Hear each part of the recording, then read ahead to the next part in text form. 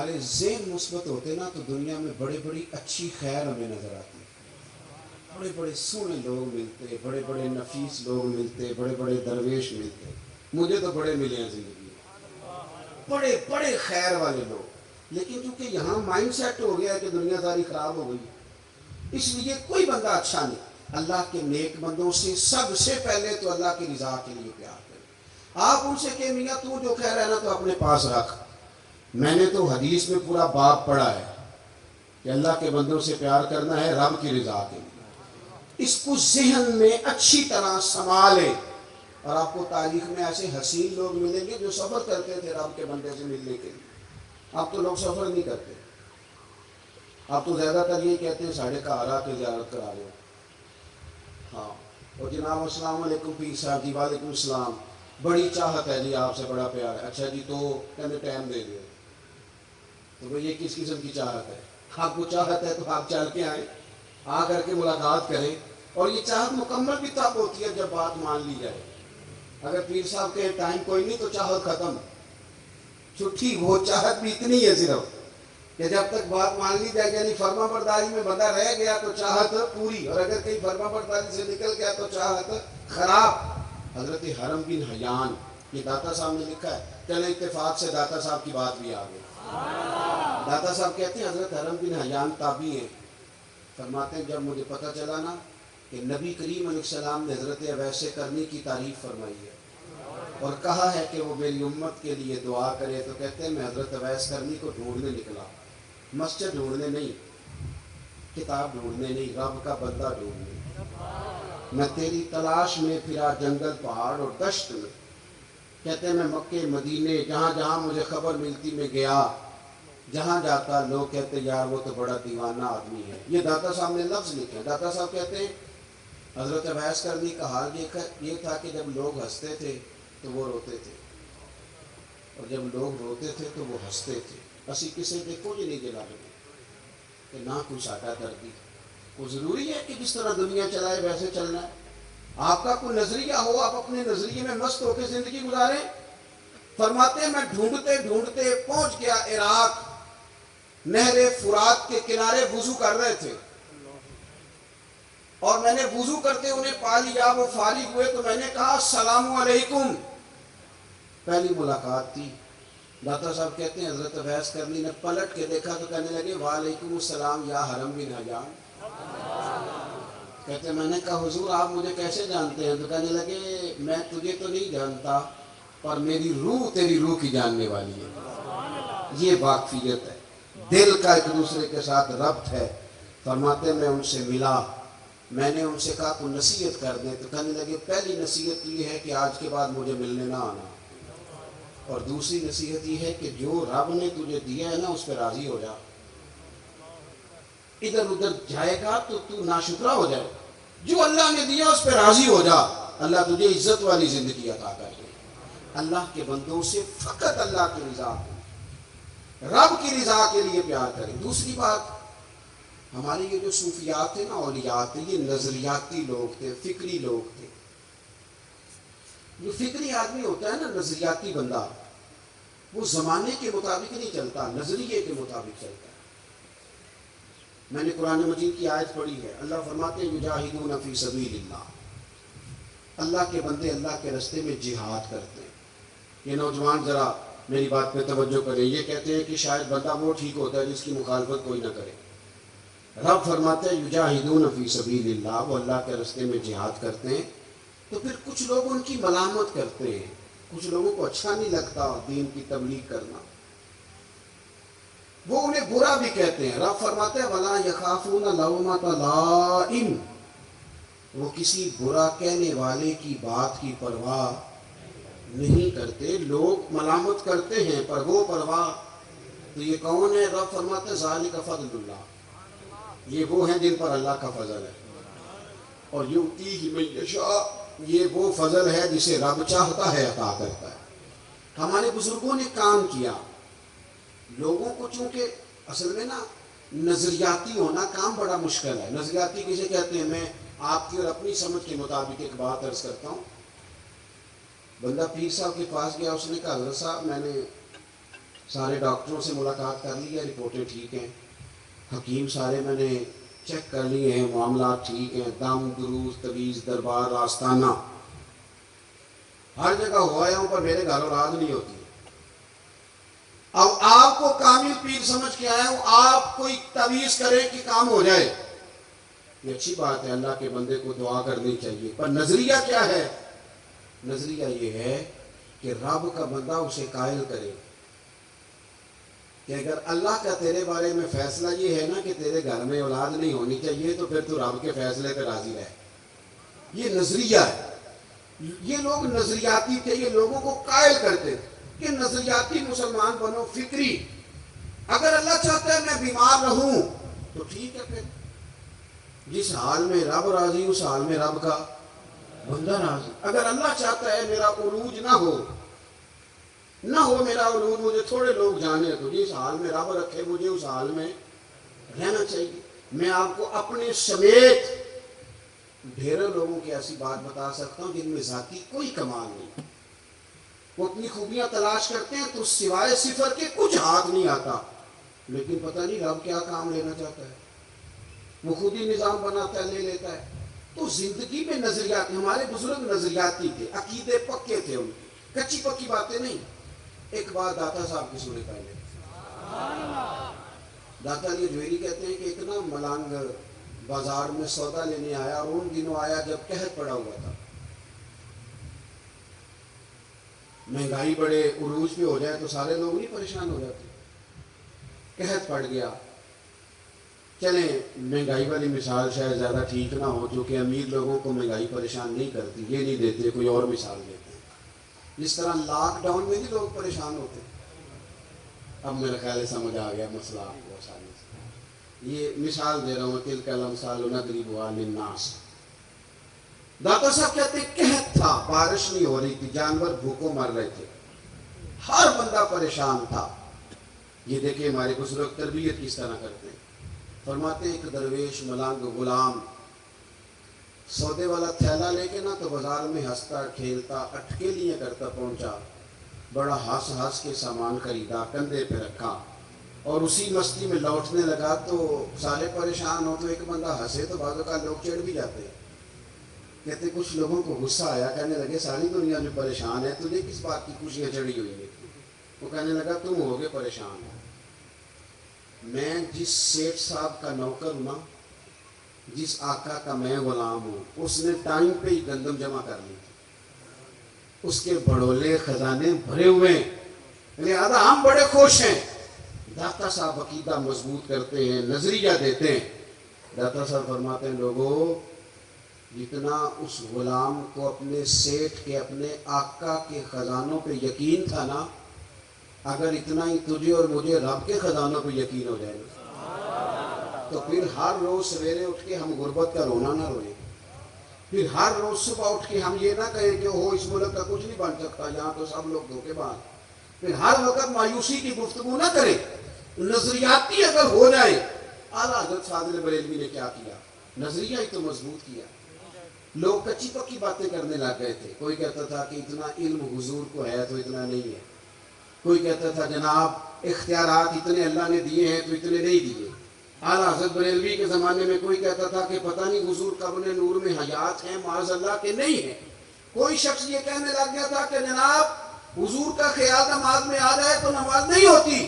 اعلیٰ حضرت فاضل بریلوی فرمانے میں کچی پکی باتیں کرتے ہو، جس محبوب کی محبت ایمان ہے اس محبوب کے بارے میں شک پیدا کرتے ہو۔ آپ فرمانے لگے تم کہتے ہو رب نے اختیار دیا کہ نہیں، اور دیا تو کتنا دیا؟ فرمانے لگے ہم تو حضور کو رب کا شریک کہتے ہی نہیں، ہم تو حبیب کہتے۔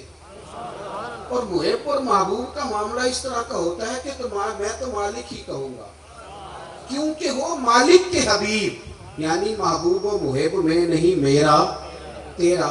پھر آپ فرمانے لگے یہ کیسی بیوقوفوں والی بات ہے کہ نماز میں حضور کا خیال آ جائے تو نماز ہے۔ کتنی ویسے کتنی آپ سادے انداز میں بھی اگر سمجھیں تو عجیب بات نہیں۔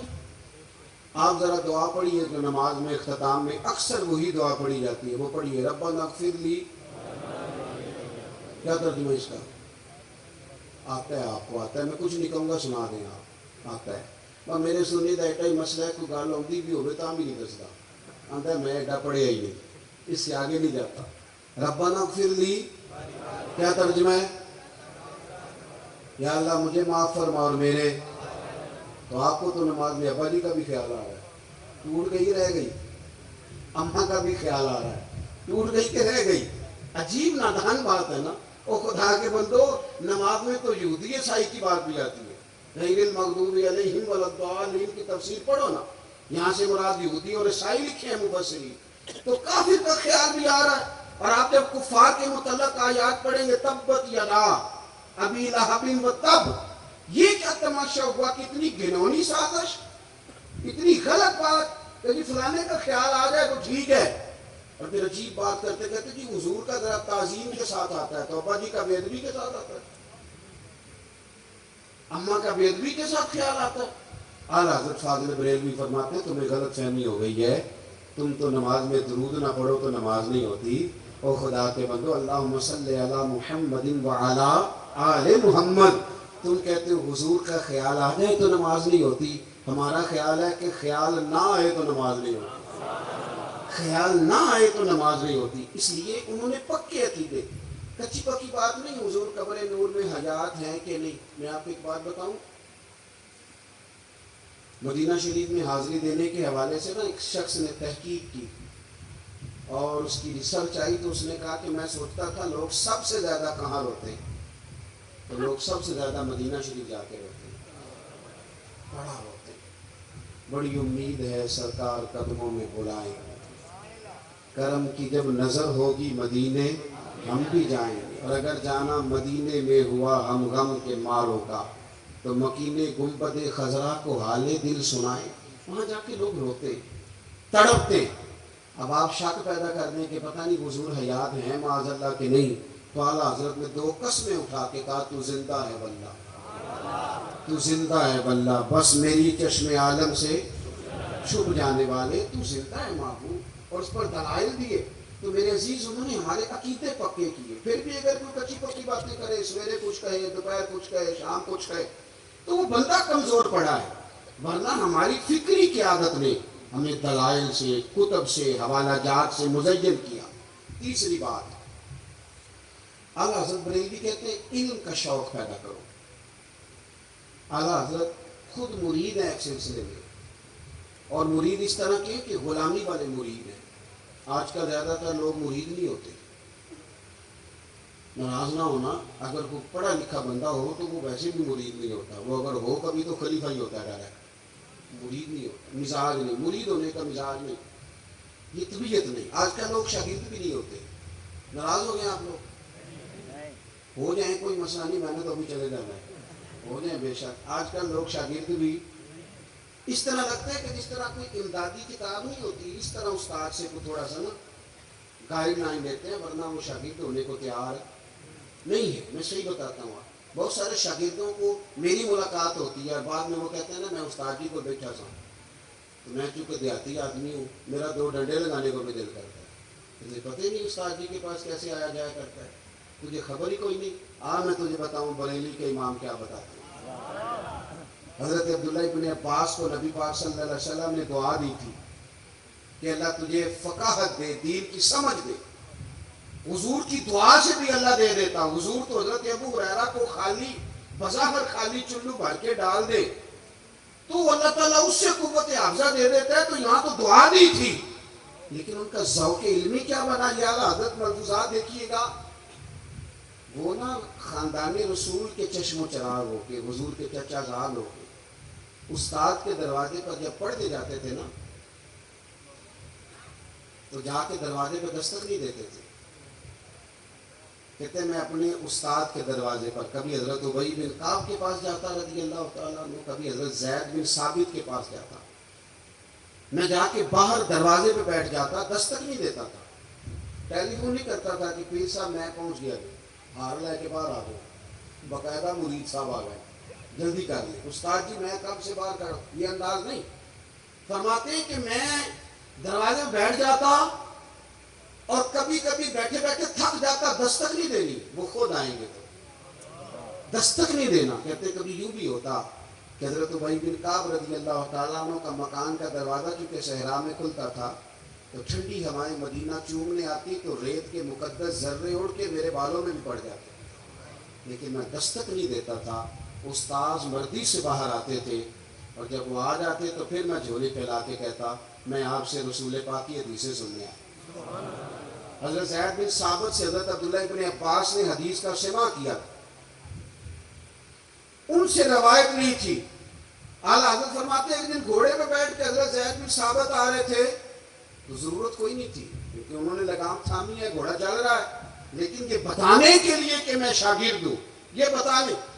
میں کبھی اتنا مصروف نہیں تھا زندگی میں جب آج کل اتنا مصروف ہوا ہوں۔ کل میں نے ظہر کے بعد اسلام آباد سے کوئی 1 گھنٹہ اوپر پہاڑیوں پہ تھا میں، اور آج میں ظہر کے بعد آپ کے پاس ہوں، ابھی مجھے گوجرا جانا ہے اور پھر رات کو وہاں سے واپس لوٹنا ہے اور کل ظہر کے بعد مجھے خانے وال پہنچنا ہے۔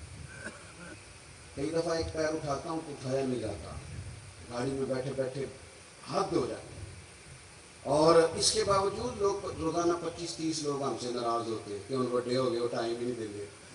اس کے باوجود یہ حال، کبھی کبھی کچھ چیزیں مزہ دیتی ہیں۔ میں نے ایک وعدہ کیا تھا لاہور میں کسی سے میں نے جانا تھا تو میرے استاد صاحب کا فون آ گیا، مان لگے کتنے میں او شاگردو ترس جاؤ گے نوازوں کو، یہ 2-4 جو رہ گئی ہیں ان کی قدر کرو۔ کتنے میں بھائی؟ میں اس کی تھی حضور میں کہا رہا، فرمان لگے پرسوں پنڈی جانا ہی۔ میں نے چونکہ لاہور وعدہ کیا ہوا تھا، میں کہ حضور میں ذرا اتنے کی کام میں پرسوں پنڈی کی مصروفیت ہے، میرے استاد ہیں اور یہ بات انہوں نے کی تو میرا قد بڑا ہوا۔ فرمان لگے تینوں وضاحت دینا میں ضروری نہیں سمجھتا، تو پرسوں سویرے 9 بجے تیار ہو کے سڑک تے آمی جانا ہے۔ بڑے لوگ دعوت دیتے ہیں، بڑے لوگ پیغام دیتے ہیں، بڑا پیار کرتے ہیں، آپ یقین کریں مزہ آ گیا بات کا۔ مجھے جو بندہ پوچھے پنڈی خیر ہے، میں کہا میں نے آپ نہیں پتا۔ گھر والے پوچھتے پنڈی خیر ہے، میں کہا مزہ بڑا آنا ہے جانے کا، پتہ کوئی نہیں کی کام ہے۔ انہوں نے کہا پرسوں کبھی مزہ بھی تو لو نا، کبھی ذائقہ بھی تو لو نا۔ ہمارے ایک بزرگ ہیں، ان کی عمر 65-70 سال ہے، ان کی والدہ انتقال کر گئی، میرے پاس جمعہ پڑھتے ہیں تو میں ان کے گھر تعزیت کے لیے گیا تو ان کے بچے کہنے لگے کہ ہماری دادی کی عمر 100 سال سے زیادہ تھی پر ابا چوپی نہیں کرتے، ہر وقت روتے ہیں، ان کو کہیں کہ حوصلہ کریں۔ تو میں نے ان سے کہا کہ بھئی آپ بچے کیا تو ٹھیک ہی رہے ہیں کہ آپ خود 65-70 سال کے ہیں اور آپ کے بچے بڑے ہیں اور شادی شدہ ہیں، تو آپ انہوں نے بڑی شاندار بات کی، کہنے لگے پیر صاحب اماں جدوں دی گئی ہے میں وڈیرا ہو گیا، میرے بال چٹے نے، میرے 2 پوتے نے، 3 نواسے نے، لیکن جدوں میں گھر ہوندا سا تے اماں کہندی سی منڈیا آ گیا ہے، روٹی لاؤ نا منڈے گئی، فرماتے یوں لگتا تھا نہیں بال سفید ہوئے ہیں پر میں ہوں ابھی جوان۔ جب تک آپ کا کوئی بڑا رہتا ہے آپ طاقتور رہتے ہیں، خود بخود اپنے آپ کو بڑا کرنے کی کوشش نہ کریں، کسی کو بڑا مانے، طاقتور رہیں گے، جان رہے گی، آپ کی پشت پہ کوئی کھڑا رہے، اور اگر نکل جاؤ گے چھتڑی سے تو طلبہ کرام یاد رکھنا کمزور پڑ جاؤ گے۔ اگر پشت پہ کوئی ہوتا ہے تو بندہ طاقتور ہوتا ہے، ضرورت نہیں تھی حضرت زید بن ثابت رضی اللہ تعالیٰ عنہ کے گھوڑے کی لگام تھامنے کی، اور اعلیٰ حضرت فرماتے ہیں کہ آگے دوڑ کے حضرت عبداللہ ابن عباس نے دیکھا نا میرے استاد آگے دوڑ کے جا کے گھوڑے کی لگام پکڑی، حضرت زید بن ثابت کہنے لگے ہو میرے نبی کریم علیہ السلام کی چچا کے بیٹے جی آپ کیا کر رہے ہیں؟ تو کہنے لگے ہمیں بتایا گیا ہے، لفظ دیکھنا ملفوظات شریف میں اعلیٰ حضرت نے لکھے، ہمیں بتایا گیا ہے کہ علماء کا احترام کرنا۔ جب انہوں نے یہ کہا تو حضرت زید بن ثابت گھوڑے سے نیچے اتر آئے اور نیچے اتر کے حضرت عبداللہ ابن عباس ان کے شاگرد تھے، ان کے ہاتھ چوم لیے، انہوں نے کہا جناب آپ یہ کیا کر رہے ہیں؟ فرمانے لگے ہمیں بھی بتایا گیا ہے کہ خاندان رسول کا احترام کرنا، یہ بھی یہ سبق دیا گیا۔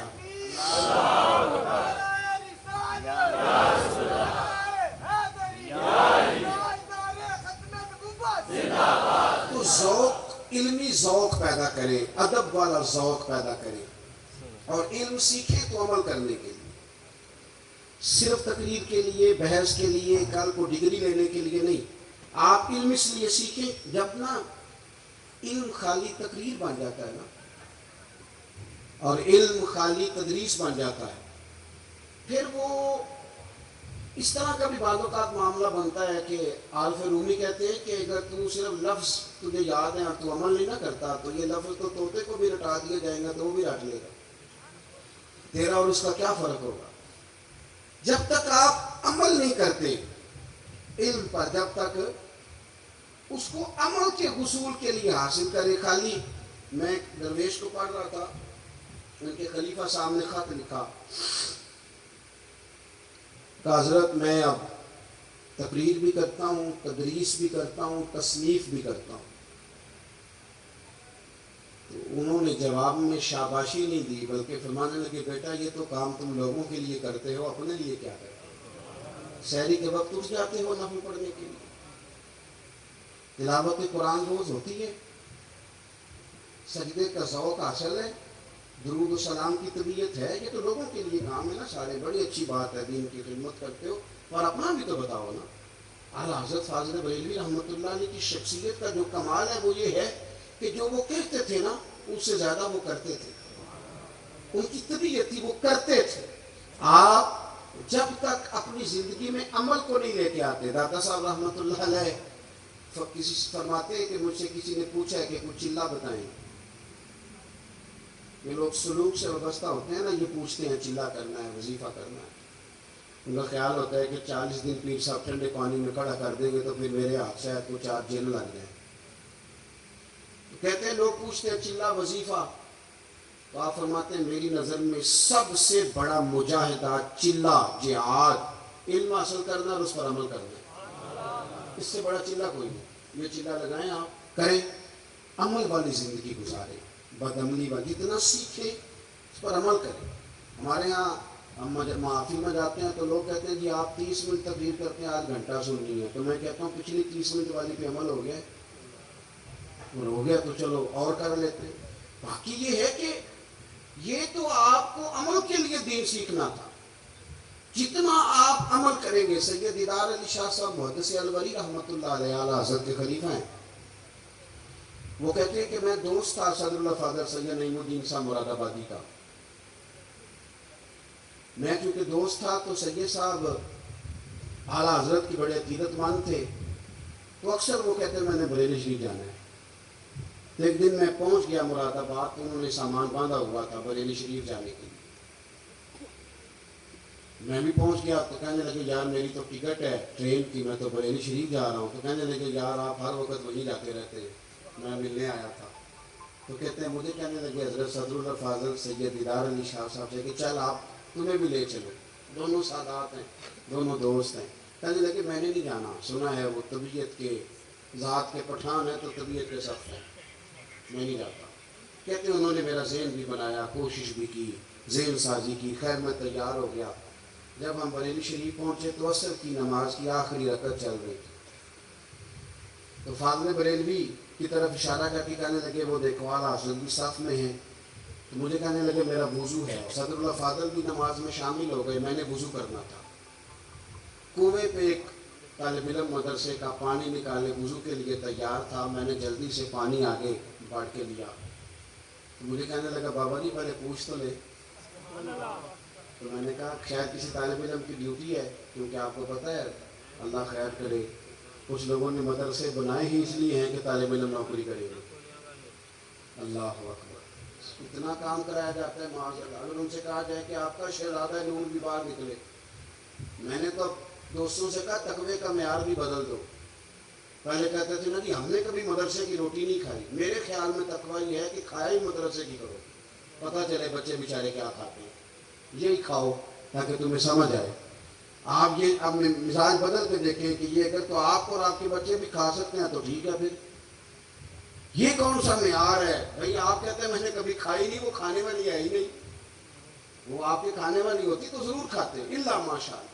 عام دام بر سے مطلب فرماتے طالب علم سے کہا پانی، تو کہنے لگا کہ نہیں میں آپ نے پوچھا نہیں. تو میں نے کہا چلو اجازت دے دو. تو کہنے لگے حضرت صاحب میں نابالغ ہوں، اپنی مرضی سے بھی اپنی چیز کسی کو نہیں دے سکتا. کہتے ہیں مجھ پہ چوٹ لگی. میں نے کہا یہاں علم نہیں پڑھایا جاتا، علم کا فیض بھی دیا جاتا ہے. یہ انداز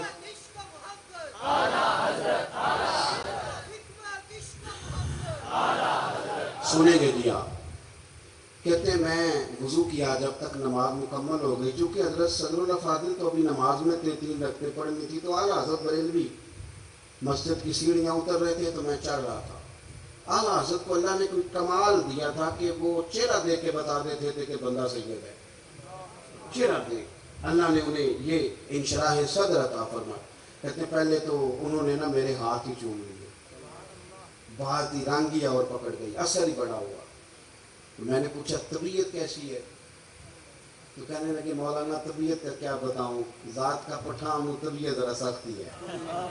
کیونکہ پٹھان ہوں تو طبیعت ذرا میری سختی ہے. کہتے ہیں میں سمجھ گیا.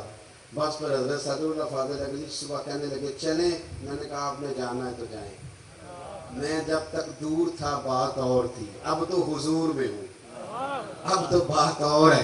تو میرے بھائی علم کا فیضان ہو, اس پر عمل ہو. آخری بات آپ کی خدمت میں عرض کرنی ہے بڑے درد کے ساتھ, وہ یہ ہے کہ ہمارے جتنے بزرگ تھے نا, صوفیاء تھے, اللہ والے تھے, ان کے دلوں میں نا دوسروں کے لیے بڑا درد رہتا تھا. ہماری طبیعتوں میں نا خود غرضی پورے عروج پہ آئی. دوسروں کے بارے میں ان کی طبیعتیں جتنے بھی کام کرتے تھے امت کی ملت کی خیر خواہی کے لیے کرتے تھے. ہم الا ماشاء اللہ جو قدم اٹھاتے ہیں تو وہ اپنا نفع نقصان دیکھ کے اٹھاتے ہیں. جب تک آپ کے دل دوسروں کے حق میں نرم نہیں ہوتے, غریب آدمی جو ہوتا ہے نا یہ سیاںا نہیں ہوتا. غربت نے میرے بچوں کو تہذیب سکھا دی, اب سہمے ہوئے رہتے ہیں, شرارت نہیں کرتے. غریب سیاںا نہیں ہوتا. کیوں کہ مہنگا موبائل نہ ہو تو چلانا بھی نہیں آتا, تو بندہ کیسے سیاںا ہوگا. اس لیے سیاںا نہیں ہوتا کہ کار نہ ہو گھر میں تو اس کا دروازہ بند کرنا بھی بندے کو نہیں آتا. غریب سمجھدار نہیں ہوتے, اور اگر وہ سمجھدار ہوتے تو پھر وہ غریب ہوتے. پھر تو انہیں بھی سارے چور دروازوں کا پتہ ہوتا کہ کہاں سے گزر کے. ان کے بارے میں نا اپنے رویے نرم کیے گئے. میں بڑے درد سے عرض کروں گا, ہمارے ہاں لوگوں کو علم سکھانے سے پہلے جاہل کہہ دیا جاتا ہے. میں بھی جنازہ پڑھنے سے پہلے کہتا ہوں لوگوں کو نماز جنازہ نہیں آتی تھی, تو اگر میرے 2 نمازی مجھ سے کھڑا کر کے پوچھ لیں کہ مولانا آپ نے کس دن کہا تھا وہ سکھاؤں, تو اس کا کیا حال ہے. ہمارا جو نوجوان تھوڑا پڑھ جاتا ہے وہ کہتا ہے میرے پنڈ والے جاہل نہیں جی سارے. بھئی آپ بڑے جاہل ہیں. اگر آپ پڑھے لکھے ہوتے تو پھر آپ ان کو بھی کچھ تعلیم دیتے. دیکھیں نا, ایک آدمی روز سفر کرتا ہے جہاز کا, روز وہ فلائٹ میں ہوتا ہے, تو اسے تو پتہ ہے کہ میں نے امیگریشن کیسے کرانی ہے, اور میں نے بورڈنگ کارڈ کیسے لینا ہے, اور سیٹ نمبر کیسے, اور سیٹ بیلٹ کیسے. تو ایک بابا تو بیچارہ غریب ہے, کمیٹی ڈال کے عمرہ کرنے جا رہا ہے. اس کو تھوڑی پتہ ہے کہ امیگریشن کیسے کرانی ہے, تو پاسپورٹ کیسے تھامنا ہے. تو آپ نے سامنے دیکھ لیا کہ جہاز کا عملہ بحث کر رہا ہے. بابا کہتا ہے میں نے ادھر ہی بیٹھنا ہے. وہ کہتا ہے آپ کا سیٹ نمبر نہیں. محلے کا نوجوان پڑھا لکھا ہے, M.Com, B.Com, M.Sc, وہ دور کھڑا ہو کے کہہ رہا جاہل ہے جی ہمارے محلے والے, دیکھو ان کو پتہ ہی نہیں. بھئی جاہل تو آپ ہیں اگر ناراض نہ ہو. اگر آپ کو پتہ چل گیا تو آپ میرے محلے کے بابا جی ہیں اور آپ تعلیم یافتہ تھے, تو اٹھ کے دروازے پہ استقبال کرنا چاہیے, اور سیٹ نمبر دے کے خود بٹھاتے, ہاتھوں سے سیٹ بیلٹ باندھتے, اور پانی کی بوتل دے کے کہتے بزرگوں پریشان نہ ہونا, فلاں سیٹ پہ بیٹھا ہوں, ضرورت پڑی تو دوبارہ بھی آواز دے گئے. اللہ کے رسول صلی اللہ علیہ وسلم نے کیا فرمایا؟ حضور نے فرمایا تم آگ میں گرتے ہو اس طرح پتنگے گرتے ہیں, اور میں تمہیں سینہ بند سے کھینچ کھینچ کے پیچھے لاتا ہوں. تو ان پڑھ کو علم دینا ہے یا اس پر تنقید کرنی, بے ادب کو ادب سکھانا ہے یا اس پر تنقید کرنی. ہم جب تک یہ ذہن نہیں بناتے آداب کا, اور جب تک ہم لوگوں کے بارے میں اپنے دل کو نرم نہیں کرتے, اتنی دیر تک خیر کے جذبات نہیں پیدا ہوتے. ایک دانشور گزرے ہیں مرحوم واصف علی صاحب, تو ایک ادارہ چلاتے تھے.